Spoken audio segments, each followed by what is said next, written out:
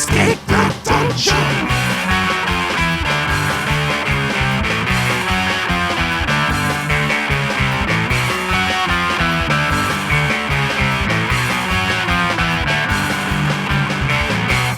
Hello, everybody. This is Escape the Dungeon, the podcast where we ask you to join us as we explore the world beyond the world's oldest role-playing game. My name is Mike Cripps. I will be your master of ceremonies, and I am joined by 4 mystifying players. Zach Brass. Good afternoon. Dom Brass. Good evening. Nate Brass. What's up, Internet? I am Nate. Hello, that is me. Hi. And Tyler Knittle. Goodbye. Each season, we will be playing a different tabletop role-playing game. This season, we are playing Urban Shadows 2nd Edition, a Powered by the Apocalypse game published by Magpie Games. Guys, this is the 3rd episode we've recorded in 7 days. Yep, I hate your faces already. We're recording a bunch of these at once to accommodate for some travel plans and whatnot, blah, blah, blah. That's boring. Nobody cares. But I was sort of scheduling these out and seeing like when is this episode actually gonna drop, because I kind of lose track of that when we do a bunch at once. This one will drop, it turns out, a little over a week before my 33rd birthday. That is so cute.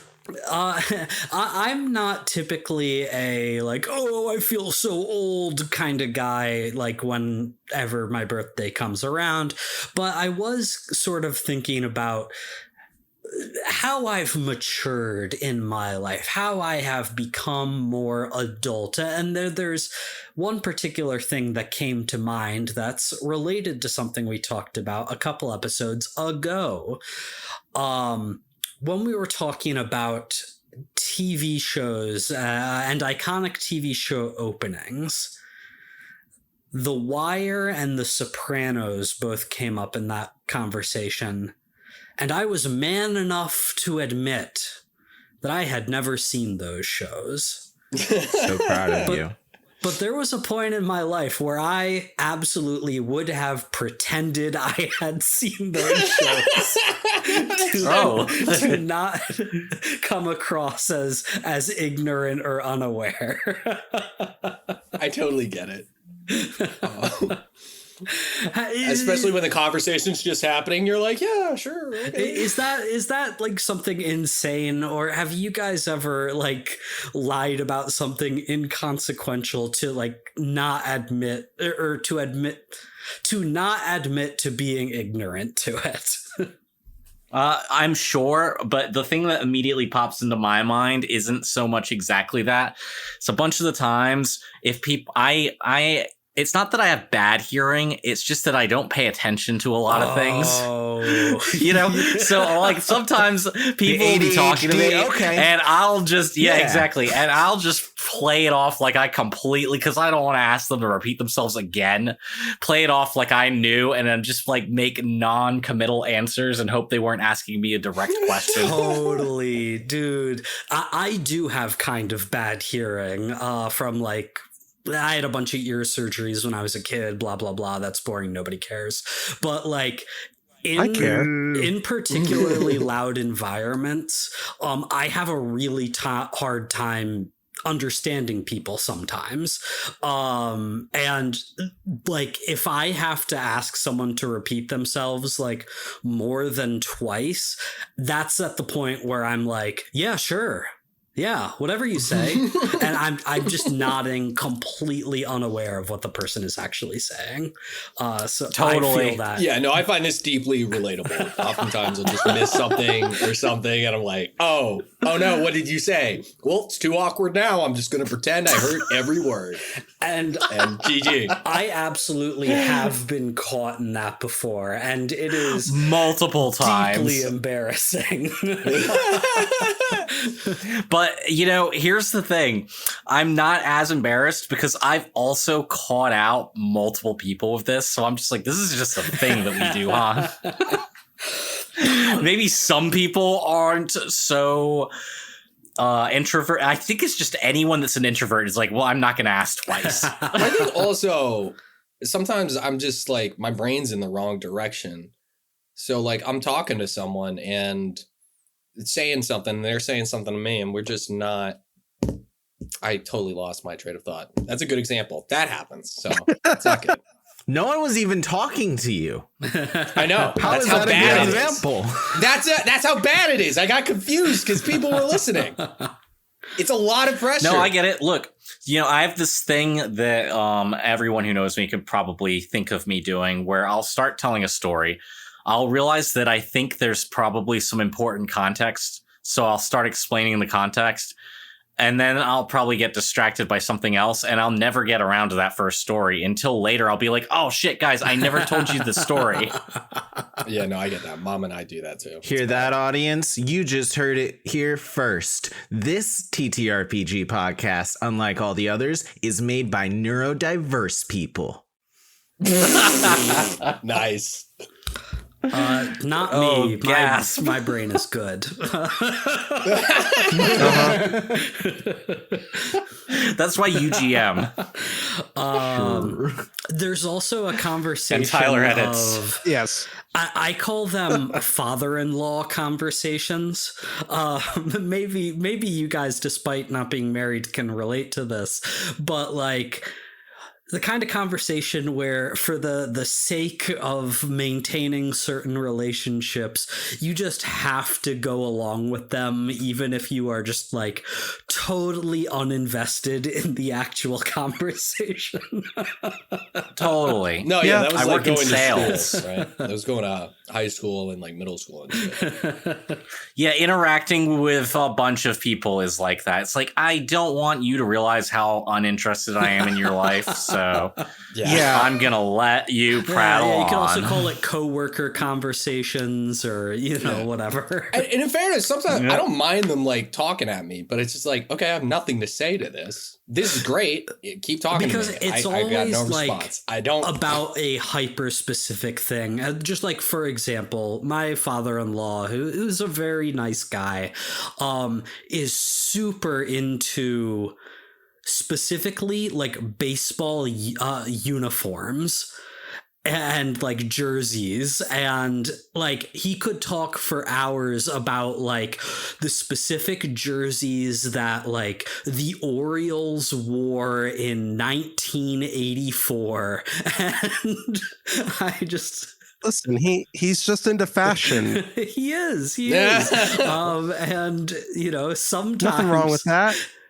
sometimes you just have nothing to add to that kind of conversation, but you are stuck in that conversation. Sort of like how Nate feels in the banter of every one of our episodes. Yeah, no, Yes. that's probably the best example we could come up with. No, I would never tune you guys out. What? You explicitly not adding to the conversation was a punchline in one of our preambles. It's been a punchline. in a Only couple one. now. Like this, Yeah, I was gonna say. but it was guys funny. bring it up. Well, it's Mike right next to you constantly. guys telling long stories, so it's like it kind of works. You guys balance Yeah, each look, other out. sometimes you just pick a topic and Zach's like, okay, I got this. And 15 minutes later, you guys are like, hey, Nate, you got anything to say? And then I'm like, no, not really. And then you don't even ask Dom. And Dom didn't speak either. Okay.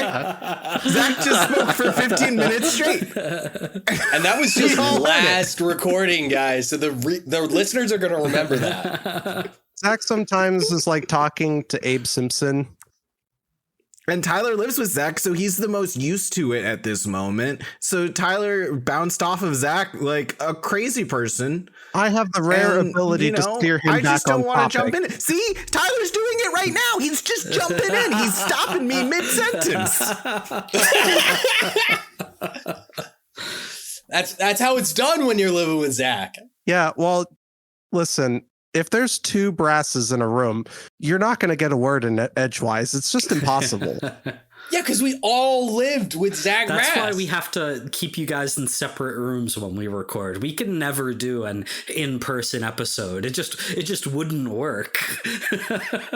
We'll do it one time and then we'll never release it. If we were to because do it's something live, it'd have to be unsalvageable. like Mystery Date, where like you have the little like, cubicle panel partitioned off things of each between other. everyone. Yes. Yeah. No, but I think the eye contact would actually help. No, it would help a lot.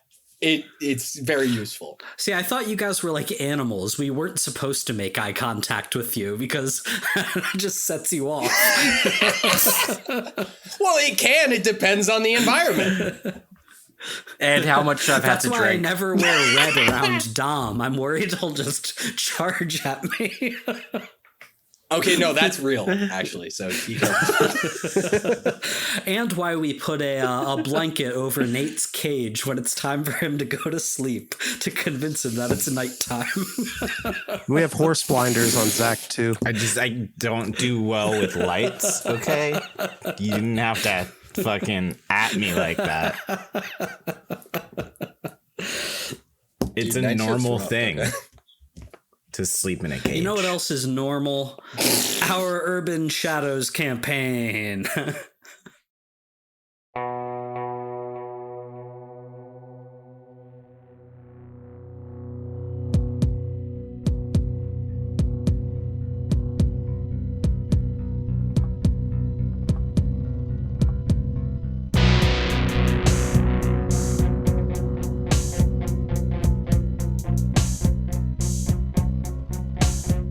Previously on Urban Shadows, Bobby, Ezra, Chris, and Dale have been bringing the factions of Vegas together against a magical threat that was seemingly of interest to Nigel before he was mysteriously murdered. The powers that be are in disarray after Nigel's death, but the group has been able to ally themselves with the fairies and the monster hunters. But they've had trouble convincing the vampires of the Red Vineyard Society. That's because Vinny, the leader of the society, has been dating Dale's ex-wife Hannah, which caused Dale to set up Vinny with the Federal Bureau of the Occult, subsequently confess to the setup as an apology, and then be taken in Vinny's place. In prison, Dale made a deal with the demon warden Mammon. If he could get sand into the prison, he might be allowed to leave. But until the sand arrives, Dale isn't going anywhere.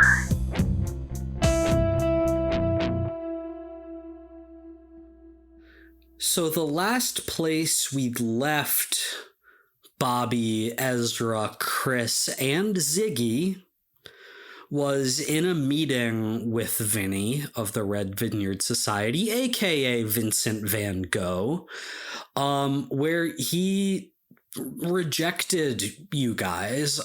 He made it clear that he is quite upset with your little group because of Dale's actions, and that he is not willing to join your cause until you can mend this relationship, if that's even something you think you can do, if that's something you want to do, but right now it's a no-go. But over that course of conversation, he did reveal to you guys what happened to Dale. He saw Dale get taken away by the agents. My question for the four of you, Bobby, Ezra, Chris, and Ziggy, what would your immediate reaction to that be? What would you do with that revelation? I don't think Ezra would be super surprised to hear that he had been arrested by the feds, you know? Ziggy doesn't really have a horse in this race. He's never Ziggy's even like, met Dale. Who? Yeah. Who are you talking about? Who's this Dale? You just have a guy named Dale? Yeah, he's really cool. I think Chris would head home. Mm-hmm. go to the spare bedroom that Dale's been staying in to grab some like hair or something off of the bed and cast a location spell to figure out where he's being held. Yeah, that is absolutely something that Chris knows how to do. And I think, Chris, when you cast that, you are definitely getting some interference. Like, you realize immediately you are trying to scry upon a location that is not easy to scry upon. There are wards in place to prevent people from doing that. And so it is very staticky. It's not precise in comparison to other times you've used this ability. But you are getting a sense that Dale has been taken outside the city into the desert and below. He is somewhere literally underground. Underground federal facility sounds about right. A deep underground military bunker. A dumb, if you will. Dom, does Bobby have any like immediate instincts of what you would try to be doing here? I think Bobby would look to Chris's response, but also Bobby is probably trying to figure out if he can get in contact with Arizona, and he wants to see, because I want to dig up dirt on him or anything that I can to try to make a deal with Arizona to get Dale out, is what he would be thinking. If there wasn't any other specific plan that the people needed to help with. Cool. So you're trying to maybe do what you can to dig up dirt about Arizona. I like that. I'll keep that in mind. So I think over the course of the next couple of days, you're trying to do that. Chris, I imagine you're trying to maybe get a more precise fix on Dale, but that'll take, resources to sort of enhance your tracking spell that you have to get a hold of. You don't have those quite on hand. And so as you guys are sort of in this panic, a couple days later, the mail arrives at Chris's place. Ooh, mail day, my favorite. And as Chris, you are sorting the mail, you're like junk, bill. But there are two things that sort out or that stand out. One being addressed to you in a like very formal, like government looking envelope. And then there's just a piece of ordinary mail that is addressed to Ezra, which is strange because he doesn't formally live here. There's no real reason that a piece of mail addressed to Ezra should be delivered here. Oh, neat. I don't think anything weird of it at all. Ezra, you got mail. Open it up. Read it to me. I open it up and consider reading it to aloud once I see what it is. I read it over his shoulder. Chris, as you read over Ezra's shoulder, to you it looks like a generic utility bill. To Ezra, you see a handwritten letter that says the following. Mr. Fontaine, my deepest apologies for everything you have gone through over the past few years. Your circumstances are not what I would wish upon my most hated enemies, and I cannot help but feel responsible for said circumstances. I would like to make amends. I would be able to undo any and all damages you and your loved ones have suffered if we could come to an agreement. I would greatly prefer to speak to you about such matters in person.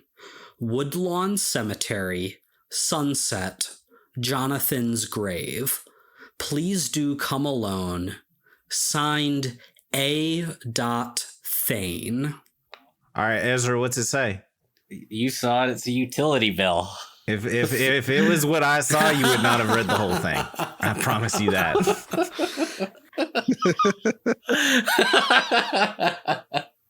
Maybe Ezra was just confused that he thought his utilities were shut off, or he accidentally changed his billing address. Chris, I'm really slow at reading. It took a little while for me to get through it. I know if it was what I saw, that you would take one glance at it and be like, ah, fuck, I can't deal with this right now. And you'd have shoved it in your pocket. You read that letter, which means it was a magical letter. And I'm not going to push you too much harder on it, but I just want you to know that I know that was a magical letter that said something crazy. And being as one of our friends just went on a mission on his own and got put in prison, and the other one of our friends that keeps going on missions on his own is Bobby, I feel like we're really close to making like a group rule that nobody goes on missions on their own anymore. Well, I've been going on missions alone for the longest because I have a patron that I have to satisfy, and they like to leave me creepy messages in mysterious ways that people can't see. Like the time that Dale couldn't see the door in the wall. So, sometimes you're just going to have to get used to that. I want, please, whatever it is, just take a friend. Just take a buddy. That's all I ask. I can't have more of my friends thrown in prison. Don't worry. It's just going to be some stupid, probably mission it's probably going to be to threaten someone or something. Just take a buddy, please. Promise me. You can just spy on all of your members. Whoa! You just need to pluck his hair. What is this guy, You can Ziggy? do This that. is not how we do You're things like here. the Batman of this Justice League. You have contingency plans for all of them. No, of course I'm going to spy on my friends, but I also want to trust them. Trust. That's adorable. Bobby, if you were a trustworthy person, then I wouldn't have to spy on you. You know what you did. Sometimes you just gotta let people do slightly dangerous things alone because they're demons and invincible to bullets. Yeah, but you're not invincible to demons, and that was clearly sent to you by a demon. So don't give me that bullshit about bullets. Well, I mean, look, obviously, it's not gonna be that big of a deal. He's not gonna want to kill me. I just don't think anyone should be going on their own anymore. It always ends up with bad news. Dale gets thrown in prison. Bobby gets addicted to drugs / becomes a drug dealer, kingpin. Like, come on. It was just take a buddy. That's all I ask from any of you. I'll think about it. We're 40 episodes in. Trust each other. Jesus Christ. Or don't, because it's more fun that way. Wait, I trust you guys. I don't know what's going on. That's crazy for you to say. Like you're consistently telling us anything. I Bobby. think bringing somebody could fuck this opportunity up, and it might really work out. But I can't tell you anything because you're gonna tell me not to do it. So you're just gonna have to trust me on this one. How about that other letter you got? Oh, I'll read that. Chris, you open up the second piece of mail here, and there are two papers inside. One is like it's a purchase order. Like it's a very formal piece of like financial sales documentation. And the second is a letter explaining that documentation. And it is written, you see, in two hands. The first explains that we have Dale Tillman. We are willing to release him if you fulfill this purchase order. And the purchase order is for a substantial amount of sand. Quite a lot. The second hand in the letter is from Dale himself. You recognized his handwriting. It's clearly like allowing him a couple sentences to explain the situation so you know this is legit. Tyler, what would Dale have written here? You guys, I gotta get out of here. It's the only way that I can see it even being possible. I know it's a shitty thing, but Bobby, I'm here because of you. What? What? Crazy that he's calling out Bobby when Actually, the no letter was shit. directly sent to me, but okay. Go on. You owe me. And I know you're the one to get this done. I am cashing in a debt. Okay, cashing in a debt via the mail. in the letter. Via mail, baby. Very good. And I think that's about all Dale was allowed to write. They were watching you as you wrote all of that. The amount of sand requested, I'm not going to give you an actual number. It's just a lot. It is more than is left in the amount of sand that you took from Fady because Bobby was doing his kingpin shit through Hector. What you have on hand is not going to be enough to satisfy this purchase order.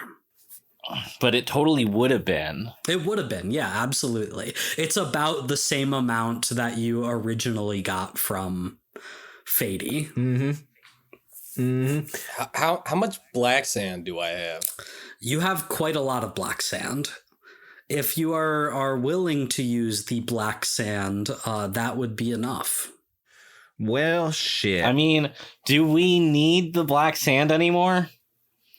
Because, I mean, I know that was for killing Alistair, but, like, Alistair's not really I doubt the same, is it the same thing? I don't know. I feel like you need a different way to kill this guy. I mean, Bobby would know, just from what he was told by Barkhan, that the black sand is different. It is more powerful, but, like, it would satisfy this order. So, it's up to you.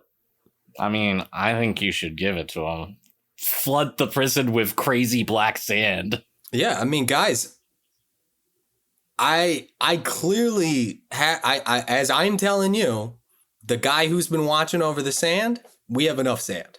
We can do this. We can legitimize this order. It's fine. Well, it looks like he has an idea of how to get out, but he wants a fuck ton of sand, which we do not have because Bobby sold it all. You also never gave us any money for that, Bobby. Kind of messed up. You know what? I can get this figured out because I was, as I had mentioned, I had a contact with Barkhan, so I can get us the sand if we need that sand. There's no worries. Okay, great. I think Chris at that takes a look at Bobby like how excited he is to get more sand. The way he said that just kind of set me off. Like, is this guy gonna get sand for just this? Don't worry, I'll keep an eye on him. Yeah, Ezra will keep an eye on me. He'll keep me on the straight and narrow. Uh-huh. I want to try and make fake sand. Well, surely they're going to try it. Well, yeah, but we have some real sand. Okay, Chris, that sounds like something your sanctum can probably do. I think so. Yeah, let's take a look at that. Sanctum Sanctorum. When you go to your sanctum for a spell ingredient, relic, or tome, roll with spirit. On a 10+, you've got pretty much just the thing. On a 7-9, you've got something pretty close, but it's flawed or lacking in some significant way. On a miss, you don't have to what you're looking for, but you know someone from another circle who probably has it in stock. Okay. Or just a sanctum use, which would be when you go into your sanctum to work on something, the MC will tell you, sure, no problem, but, and then 1 to 4 of the following, and then there's a whole list of things you can tell me but to. There's a whole list of things. Let's see. You want to make fake sand. Sure, no problem, but I guess my question for you here, Chris, is how good do you want this fake sand to be? Do you want it to be essentially identical to real sand, not just in appearance, but in function? Do you want this to temporarily mimic it? Do you just want to create something that will pass the most cursory inspections? Well, explain to me how your vision for this. Okay, so here's my thoughts. Is I would want it to make people feel like they're on sand. Mm-hmm. Ideally, I would like it to not connect to a demon. If I have to, I would want it to connect to Ezra and feed him power. Ooh. If that is a necessary part of making sand. Yeah, I think we would try to force it into Ezra's devil line. I think we're gonna leave whether that's necessary or not up to the dice. But go on. Do you have any additional thoughts about this? I think to a magical inspection, it would seem identical to sand. And yet it would feel like sand. It would not be the actual stuff. Okay, so at the very least, we want this to pass any kind of inspection and to mimic the high of real sand. But the question is it going to require connection to an otherworldly power or not? And I think for that, we've got to get a spirit roll from you, Chris. Okay. That is a 7. Ooh, okay. On a 7, you can either, feed this sand into a otherworldly entity such as Ezra. You could make that work. Or you would need something else to replace it, like an additional hard-to-come-by ingredient.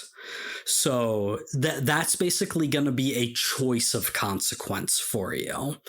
So sure, no problem, but you're either going to need to funnel power from the user into Ezra, or you will need some foreign, hard-to-come-by, rare magical ingredient we'll just call a philosopher's stone. Just one of those. just one of those. Shit. We're gonna have to sacrifice the city. On top of one of those two things, you are going to require a part of yourself or a comparable sacrifice to complete. Essentially, I'm going to need you to mark corruption by making this. And then finally, I think there's going to be one more thing. That's a lot of things. It is a lot of things. This isn't quite one of the options on the list, but I'm gonna say it anyway. The creation of this new sand, your sand, will send out some sort of magical pulse that some creatures, you're not sure who they might be, but who are attuned to and aware of the creation of brand new magical substances. So those sorts of creatures will become aware that this new entity, this new creation is being brought forth. So Barkhan will know that you made drugs. All right, guys, I have a really good idea, but I would love to hear everyone's thoughts. Okay, so I could make some fake sand, But in order for it to be like realistically fake sand, we need to take part of the user's soul and feed it to an otherworldly entity. So I was thinking maybe we could feed that energy into Ezra, but last time I had a really cool idea. It caused Ezra's evil demon daddy to become really powerful. So I was thinking maybe I could hear some thoughts that weren't me or Ezra, because it's a really cool idea and I feel like it'll work. But what are you thinking, Ziggy? Bobby? Cool. Can I just say I vote against giving Ezra more demon powers? Just personally from experience. Okay, does that come from a place of not liking Ezra or from a place of this seems like a bad idea? Well, I mean, on the account of, little column A, little column B. I would say both, right? Like I don't particularly like Ezra because of, past experiences where he crippled my aunt. So the idea, you never even visit her anyway. Yeah, I'm busy trying to, get stuff happening. It's been 40 episodes. She's been mentioned 3 times. Okay. Then in that case, I'm gonna hard veto it then. All right, Ziggy. I mean, I like the guy. He let me use his sword. That's a bond that can't be broken. You know what? I think that's a moment of intimacy between Ziggy and Ezra. Fuck yeah. Okay, when you share a moment of intimacy, they give you a debt that they hold on someone else. Give you a debt they hold on someone else. I could give Mike another opportunity to have more celebrity cameos. Penn Jillette owes me a debt for keeping hold of Teller's voice so Penn can be the sole speaker of their routine. Okay. God, sure, whatever. I could not tell you what Penn Teller sounds like. Or Penn Jillette. I couldn't tell you what his correct name is. He kind of sounds like Alex Jones, but the wizards are turning us gay or whatever. The wizards are turning us gay. They're putting chemicals in the magic to make the wizards gay. Look at all these men wearing skirts.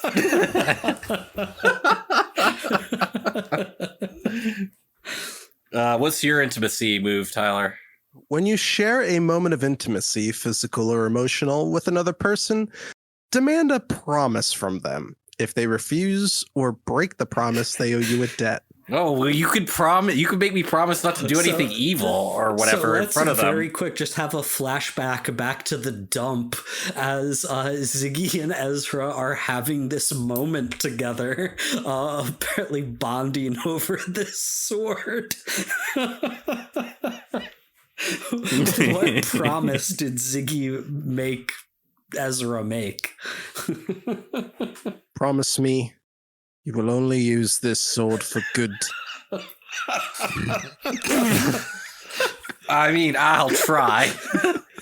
Ezra cannot promise that in good faith. We mostly fight things that are more evil than us, though. So, yeah, but he knows himself. Look, I'm gonna try, Ziggy. I want to be a better person. I want to be like you. I want to meet more These celebrities. two just having this like weird connection in the background as like I guess this like sunset glinting off the sword as he hands it back to me. As, apparently Bobby and Chris were just dealing with the trash imps. Classic Chris doing the work while Ezra's just standing there talking to people. Cut back to the living room. All right, so it sounds like a 3-1 that I should siphon this energy into Ezra? I promise That's what I heard. I'll, not do anything evil with it. We could just use it to destroy the guy that with two faces. He promised. Yeah, I promise. Pinky swear. I mean, I'm not happy about this, but you do you. You have to do whatever is necessary because Dale called in a debt in the letter, so you're kind of. All right, how do we make this Ezra flavored sand? It's gonna need a new name. We're not calling it sand. Okay, I'm gonna need you to bleed in this cauldron for about 3 minutes. Get him a Gatorade.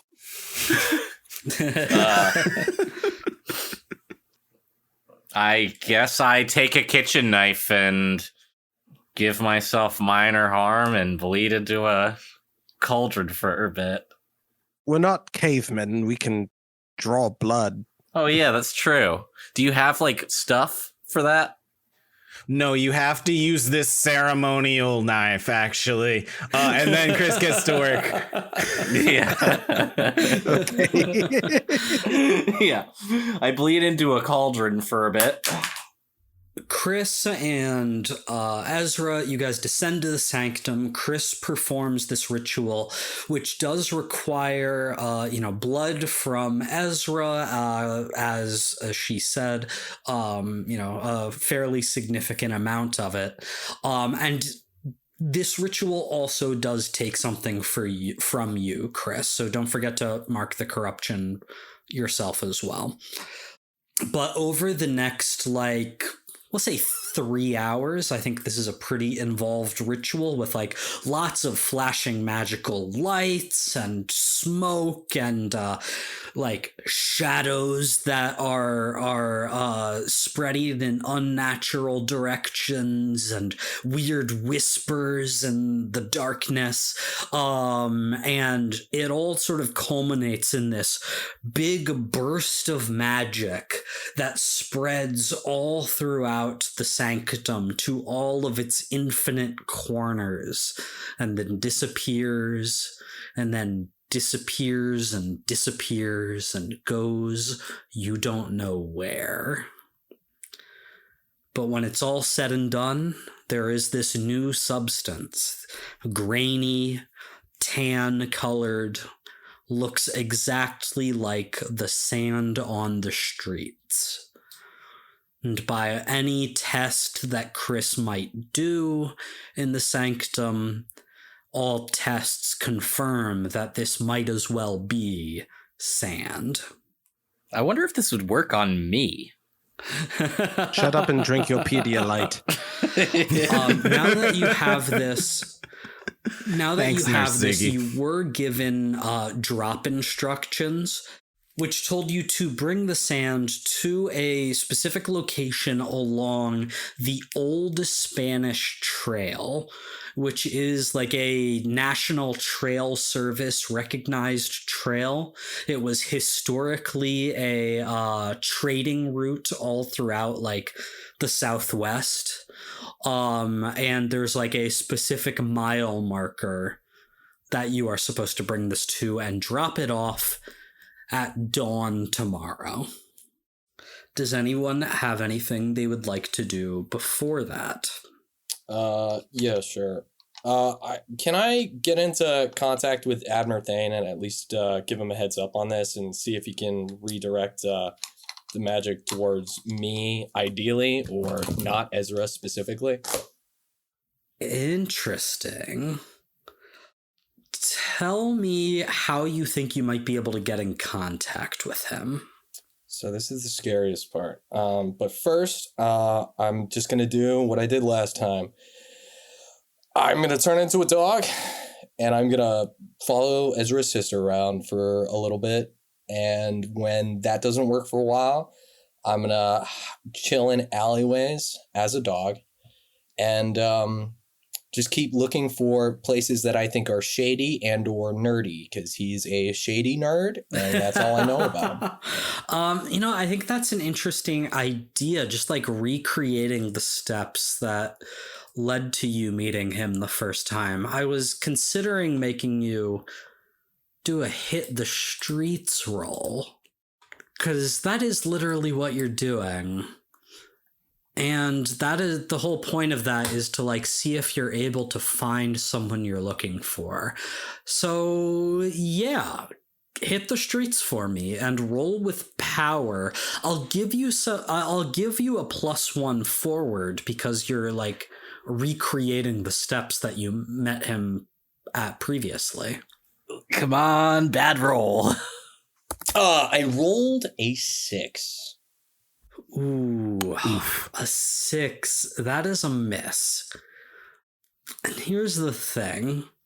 I could just tell you don't find him, and that would be very valid, and that would just be, the thing. You aren't able to do that. But I'll offer you a devil's bargain, so to speak. If you mark 2 points of corruption, I'll give you another +1 and bump that up to a 7. Easiest choice of my life. Yeah, I'll take it. Yeah, I know, right? Like, God, you rewarding him for but this? it is kind of a punishment. I'm kidding. It's bad for my character's outlook on the end of this narrative. I think, like, the fact that this is you trying to act against the party, I think is, if you are willing to like dig down to the deepest parts of yourself and like just rely on your sort of bestial instincts, I think that you're able to find him. Thank you. Yes, absolutely.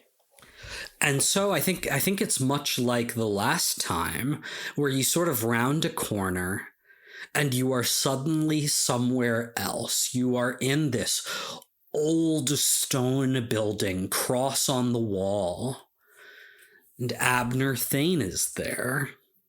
And he says, "Robert, I was not expecting you this time, but I could feel you seeking me out.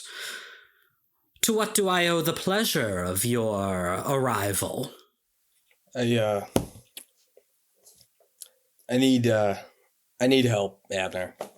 My friends, they're trying to cook up some drugs, something to imitate the sand that's going on the streets. And they're doing it. We're getting our buddy out of prison, but they didn't want to give power right to Bar Khan.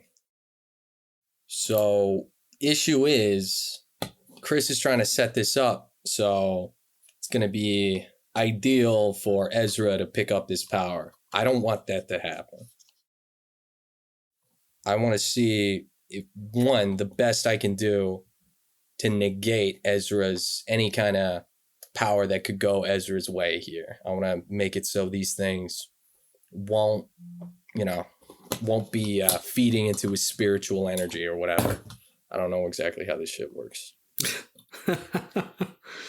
Yes, I understand you, Robert.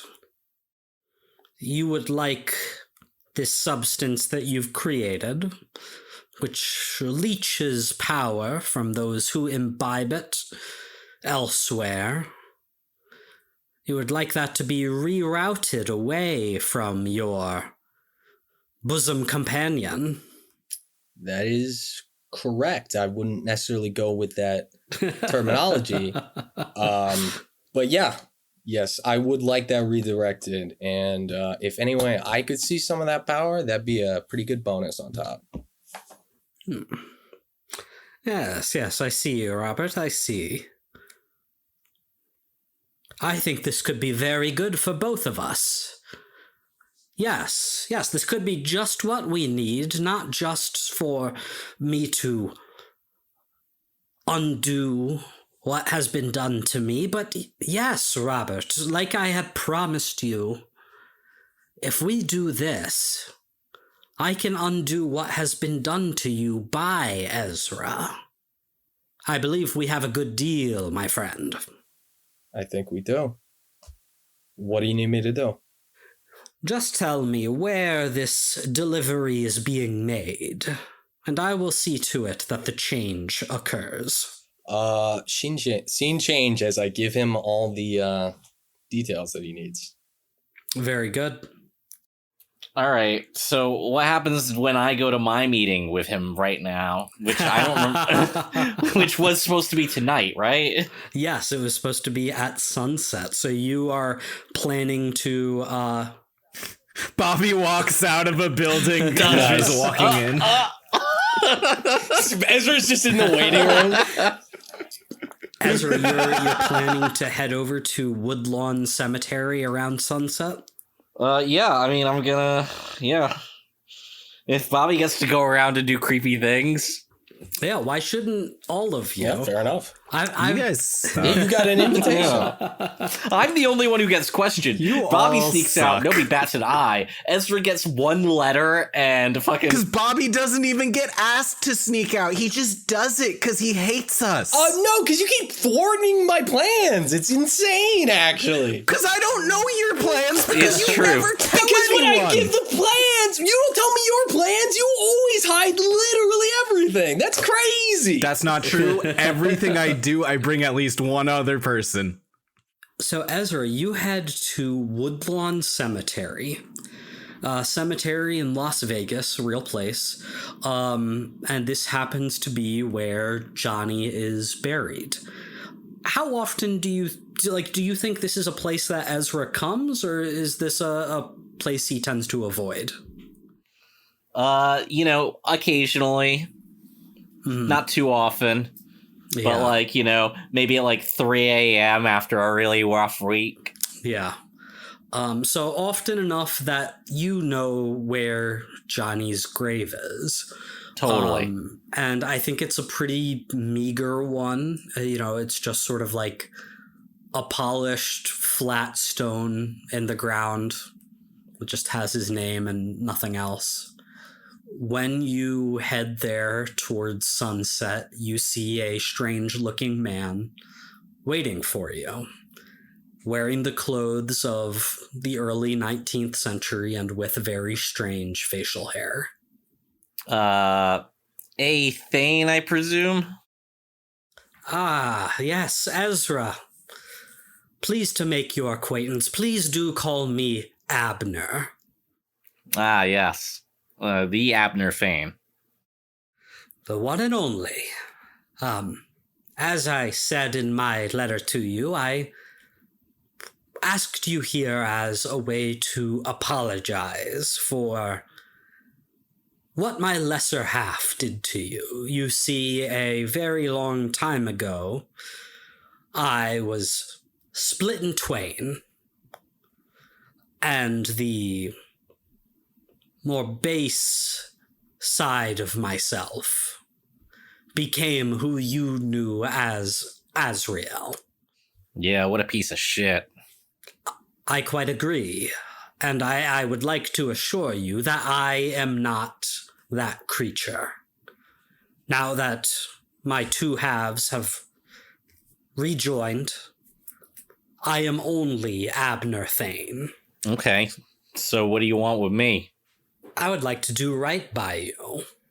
I know you suffered under Azrael. I have all of his memories of your time together. I know all the horrible things he made you do, people he made you hurt, horrible messages he made you deliver. It's not the sort of thing I would ask of anyone, especially for the cost, the toll it took upon you. What if I could undo all of that? What if I could undo everything? And he gestures down to the tombstone. Yeah, that was the thing. That was the thing he needed to say. How? I mean, well, I guess I certainly wouldn't mind the favor. After everything, it's only fair, I guess, right? It is only fair, yes. You see, I am sympathetic to your plight because a long time ago, my history was rewritten against my will by those who wished evil upon me. much like Azrael did to you. And if I can undo the evil that was done to me, I could also undo the evil done to you. But to do so, I require a great deal of power that I am in the process of building up, but there are those who wish to stop me. And to stop them, I need allies. You do, huh?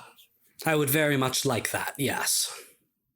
Man, this has become a complicated meeting. Well, I'll tell you what. I'll think about it. You're asking a lot. I am aware that I am asking a lot, and that is why I offer you a piece of information gratis. Just if it may sway you that I am a trustworthy soul. Yeah, I'm gonna have a couple of questions after this also. I've been thinking. Go on. An ally of yours acts against you. I was approached by one of your closest compatriots about a plot. I trust that this information will stay between the two of us. Of course. A feral member of your entourage seeks to undo a plan that you have set in motion regarding a certain substance to be delivered upon the morrow. Bobby, damn it. He asked me to reroute the power that would come from that substance away from you. Yeah, that sounds like something he would do. How long has he been in contact with you? Oh, we made contact, I think within the last week. I'm not 100% sure. That sneaky bastard. Oh, fuck you. Now, I would like to allow you to do what you would like with this information. He reached out to me to ask to do this, and I do have the power to do so. I could do this as he has requested, and it would not have the immediate benefit to you, but it would eventually have benefit to you. And it would also make sure that he doesn't know that you know about this betrayal. That is a good point. So you're telling me to let you siphon off the power. Well, okay. Do I have any way of getting in touch with you? If you need to, I would always be more than happy to have a conversation. Okay. Now, the last thing I need to know is you're full of, promises here and everything, and that's cool, but why should I trust you? A fair question, I suppose. Where does trust come from? Ultimately, from faith. I can give you 1,000 reasons why you should or should not trust me. I am a very powerful wizard for once. That's both a reason to trust me and not to trust me, I suppose. I do genuinely regret everything that Azrael has done to you. If you believe me, that's a reason to trust me. If you don't, a reason not to, I suppose. It comes down to faith, Ezra. Do you believe me or not? That's a good question, isn't it? All right. Well, I guess you make a good point about not tipping off Bobby for now. So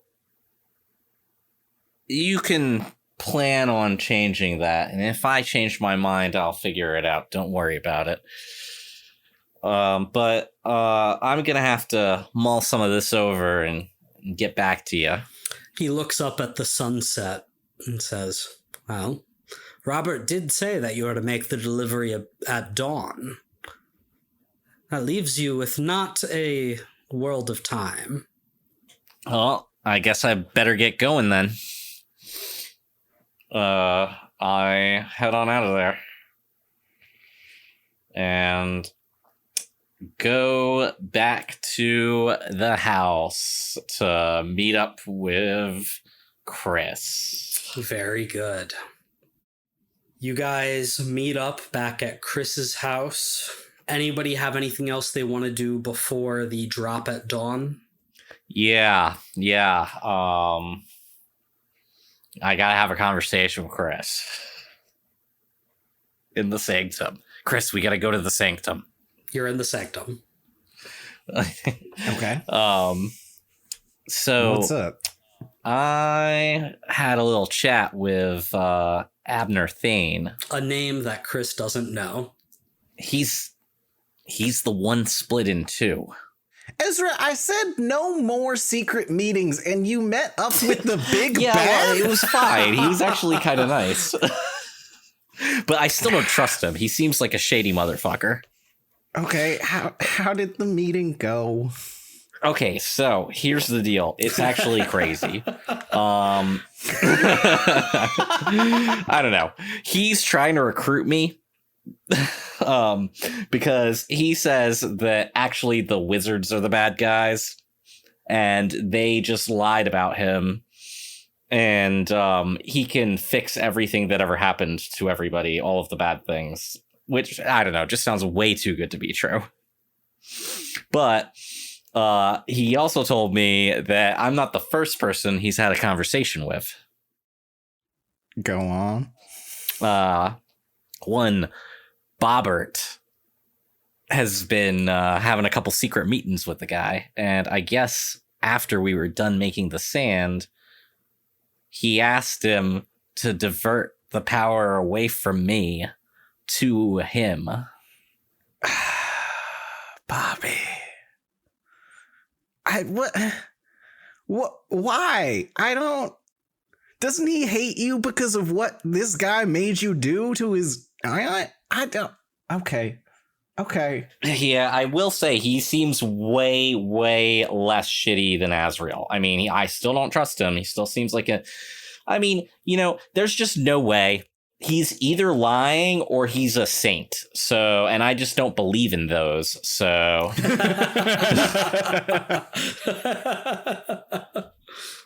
So Azrael's not gonna try and leech the power, or he is?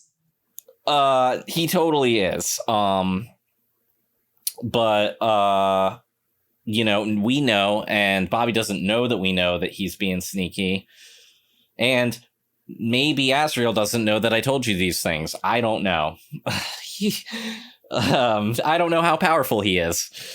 But either way, maybe we can use this to our advantage. Maybe even I could pretend to go onto his side.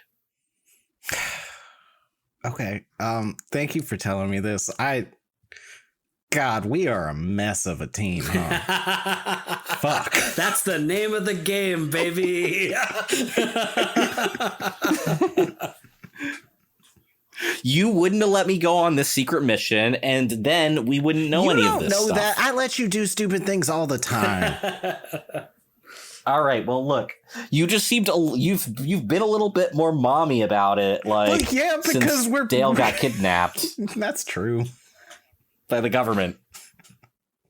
You make a point. I feel like we're making a lot of bad decisions on our own, and I thought maybe if we worked together, we'd make less of those, and it just feels like nobody wants to work together. Well, that's why I included you. I appreciate that greatly. Fuck my life. Let's go sell some drugs.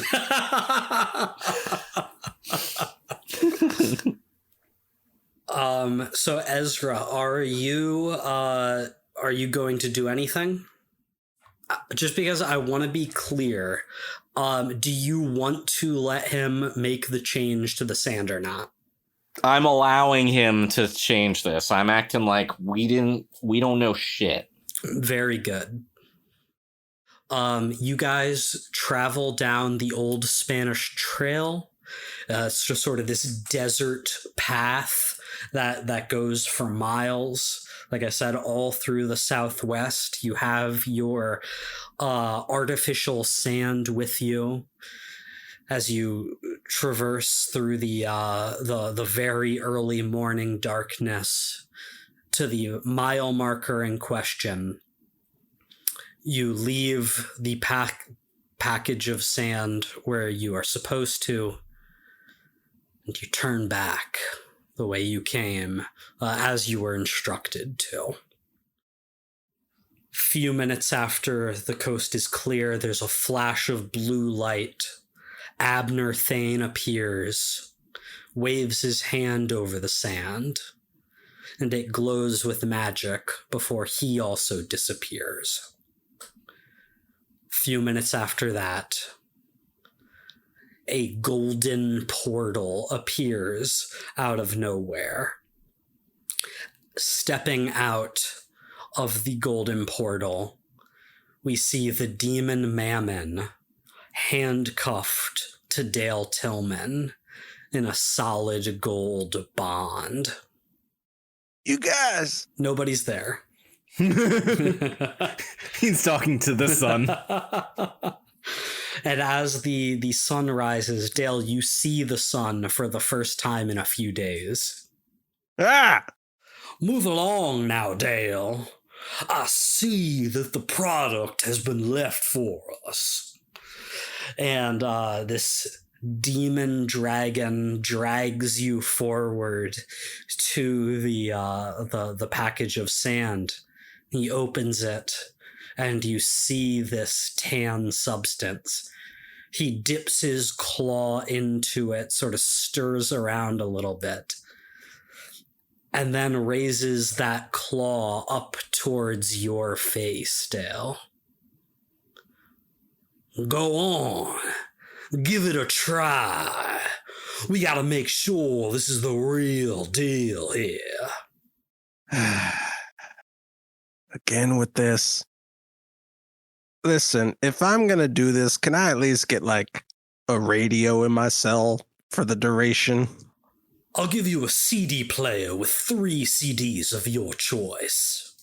Excellent. I want Meatloaf's Bat Out of Hell Part 1. I want Revolver by the Beatles. And I guess, I don't know, Rage Against the Machine's self-titled album. We have ourselves a deal. You fool, I would have gone up to 6 CDs. Next time, learn to negotiate. All right, Dale does the sand. Dale, as you do this artificial, magically altered sand, I am going to need you to roll with spirit. You gotta roll with your spirit modifier. I am. Is your spirit any good? I got 1 in spirit. That's Okay, better so it's not nothing. than No. -1 or 0. That's an 11, motherfucker. Whoa! An 11. And so as the drugs take you, you feel a strange presence filling your body. It doesn't feel that like that hot, smoky feeling when you did sand before. That was Barkhan entering you. No, this is different. It's colder. It's bluer, for lack of a better word. Like, it just feels off. But you are able to push that back, the invading entity, and just letting the high roll over you. And you are stoned. Super duper stoned. Maybe even more stoned than with the real sand. That's that good shit. And Mammon nods, satisfied. at your reaction. Very good, Dale. It seems like we have the highest quality sand here. We'll take this back down to the facility, begin our experiments, and if all goes well, you just might be a free man after all on the next episode of Escape the Donjon.